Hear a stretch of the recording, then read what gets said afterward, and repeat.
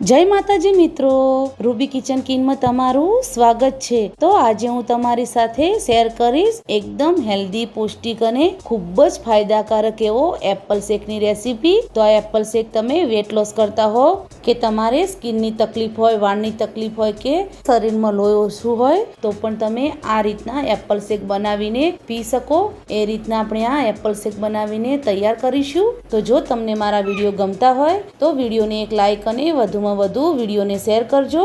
અને નવા હોય અને હજુ સુધી મારી ચેનલને સબસ્ક્રાઇબ ના કરી હોય તો સૌથી પહેલા મારી ચેનલને સબસ્ક્રાઇબ કરી દેજો, એટલે રોજે નવા વિડીયોની નોટિફિકેશન તમને મળી રહે। તો ચાલો આપણે બનાવીએ એકદમ હેલ્ધી, સુપર ટેસ્ટી એપલ મિલ્કશેકની રેસીપી। તો એપલ મિલ્કશેક બનાવવાનું શરૂ કરીશું।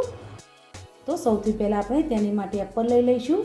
તમારે કેટલું જ્યુસ બનાવવું છે એ પ્રમાણે તમારે એપલ લેવાના। સૌથી પહેલા આપણે એક એપલ લઈશું અને એપલની આપણે ઉપરની છાલ કાઢી લઈશું। તો આપણે ઉપરની જે છાલ છે તે આપણે કાઢી લઈશું। તમે છાલ સાથે પણ બનાવી શકો છો। તો આપણે એપલની ઉપરની છાલ સોલી લીધી છે। તો હવે આપણે એપલના નાના ટુકડા કરી લઈશું। આ રીતના તમારે નાના ટુકડામાં કટ કરી લેવાનું। આ રીતના વચ્ચેનો ભાગ આપણે કાઢી લેવાનો છે। તો અહીંયા આપણે એપલના આ રીતના ટુકડા કરી લીધા છે। હવે આપણે એક જાર લઈ લઈશું અને એપલના ટુકડા આપણે જારની અંદર એડ કરી દઈશું। જો તમે વેટ લોસ કરતા હોય તો તમારે કયા દૂધનો ઉપયોગ કરવો, તો તમારે ફૂલ ફેટનો ઉપયોગ નથી કરવાનો।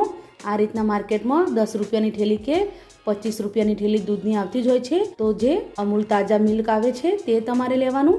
આની અંદર એકદમ ઓછો ફેટ હોય છે। તો તમે જોઈ શકો છો એકદમ ઓછા ફેટનું આ દૂધ હોય છે, એટલે તમે આ દૂધથી જ આ શેક બનાવશો તો ડાયટની અંદર ખૂબ જ ફાયદાકારક થશે। જો તમે વધારે ફેટવાળું દૂધ લેશો તો વેટ ઓછો નહીં થાય, પરંતુ તે વધી જશે। તો આ રીતના તમારે એકદમ ઓછા લો ફેટવાળું દૂધ લેવાનું।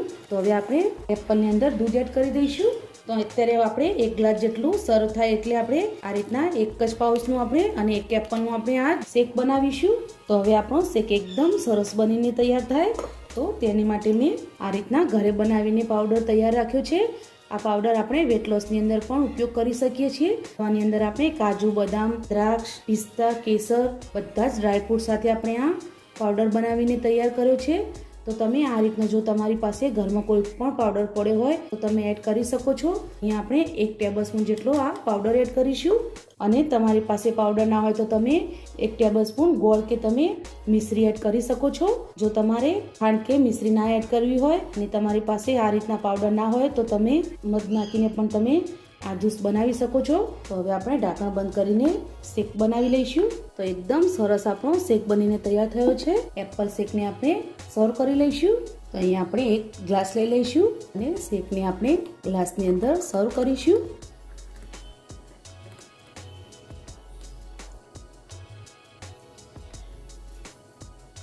હવે આપણે તેની ઉપર બદામની કતરણ એડ કરીશું। વેટ લોસ કરતા હોય તો બદામ તમારા શરીર માટે ખૂબ જ હેલ્ધી ગણાય છે। સવારમાં તમે 5 થી 7 બદામ પલાળેલી ખાઈ શકો છો, અને ના ખાવ તો આ રીતના તમે કોઈ પણ તમે શેક બનાવતો તેની ઉપર પણ તમે નાખીને તમે આ શેક પી શકો છો। તો રોજે બનાવીને પી શકો એવો ડાયટ માટેનો એપલ શેક બનીને તૈયાર છે। આ શેક તમે ગમે ત્યારે બનાવીને પી શકો છો। બ્રેકફાસ્ટમાં કે સાંજે તમારે ડિનર ના કરવું હોય તો તમે આ રીતના એપલનો શેક બનાવીને પી શકો છો। તો અહીંયા આપણે એપલ શેકની અંદર બરફનો ઉપયોગ નથી કર્યો, કારણ કે આપણે દૂધ આપણે એકદમ ઠંડુ લીધું છે। એટલે જ્યારે પણ તમે એપલ શેક બનાવો તો આ રીતના એકદમ ઠંડુ દૂધ હોય તેનો જ ઉપયોગ કરવાનો, એટલે એપલ શેક એકદમ સરસ ઠંડો બનીને તૈયાર થશે। અને આ શેકને તમારે ફ્રીજની અંદર કે લાંબા સમય માટે રાખવાનો નથી, બનાવી અને તરત જ પી લેવાનો છે, એટલે તેના બધા જ પોષક તત્વો અને ગુણો તમને મળી રહે।